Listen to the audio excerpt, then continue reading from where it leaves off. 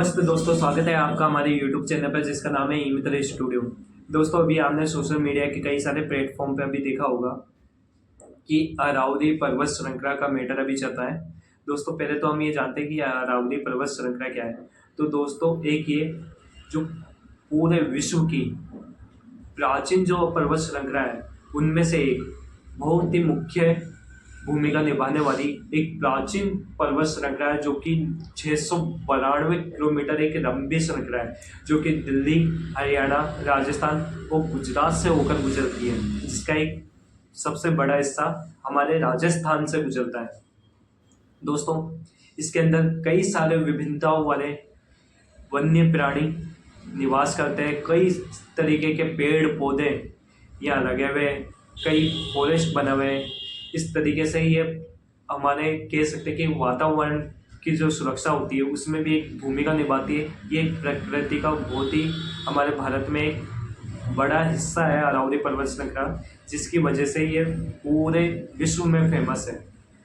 दोस्तों, अब क्या है कि मुद्दा ये हो रहा है दोस्तों कि जो वन पर्यावरण विभाग जो है उन्होंने एक याचिका दायर की थी, जिसके अंदर उन्होंने अरावली की एक नई परिभाषा देते हुए ये उन्होंने बोला कि अरावली पर्वत श्रृंखला केवल उन्हीं को माना जाए जो कि भूमि से 100 मीटर तक की ऊंचाई के अंतर्गत हो। मतलब भूमि से 100 मीटर की ऊंचाई के अंदर यदि जो है वो पर्वत श्रृंखला में नहीं आएंगे, बल्कि जो 100 मीटर की ऊंचाई पे है उन्हें ही केवल अरावली में दर्जा मिलेगा। तो दोस्तों, इससे हुआ क्या है कि सुप्रीम कोर्ट ने इसको मंजूरी भी दे दी है।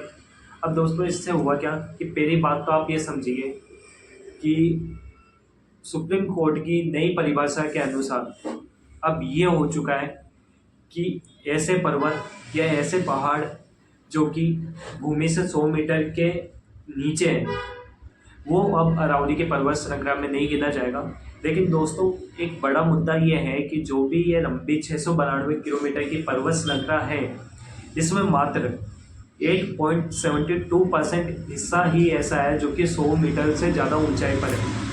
बाकी जो लगभग 90% हिस्सा है वो सभी 100 मीटर की ऊंचाई के नीचे है।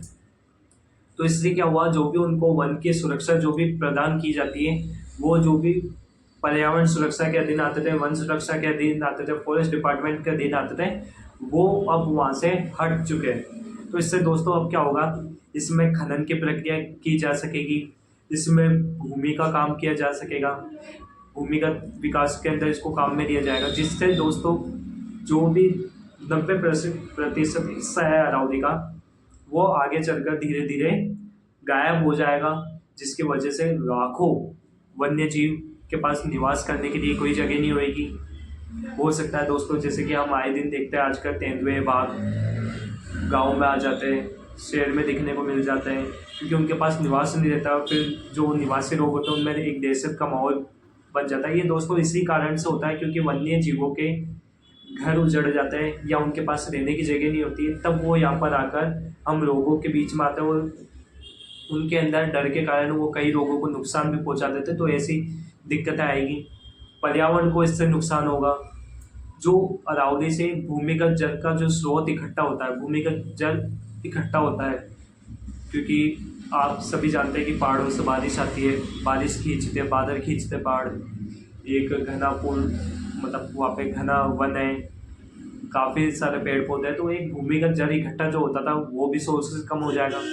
दूसरी बात दोस्तों, जो रेगिस्तान है थार का, वो भी थोड़ा आगे की तरफ बढ़ने लग जाएगा।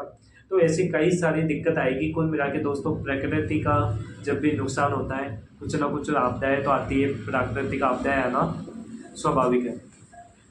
दोस्तों, सरकार जो इसका कारण बता रही है वो ये कारण बता रही है कि भूमि विकास को मद्देनजर रखते हुए कदम उठाया जा रहा है, जो खनन की ज़रूरतें हैं उनको मद्देनजर रखते हुए ये कदम उठाया जा रहा है।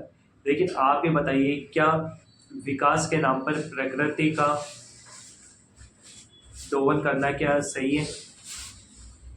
क्या प्रकृति को नुकसान पहुंचाना सही है? तो ये बातें आपको सोचिए। और आप भी जैसे कई लोग इसका विरोध कर रहे हैं, जैसे कि मैं तो दोस्तों प्रकृति का जब जब भी नुकसान हुआ है उसके विरोध में ही खड़ा हुआ हूँ।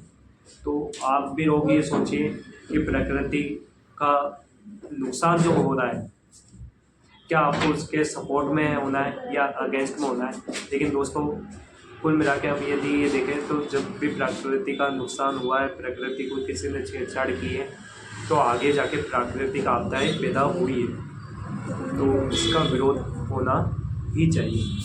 तो दोस्तों जो भी आपका विचार हो आप कमेंट बॉक्स में कमेंट कीजिए। धन्यवाद।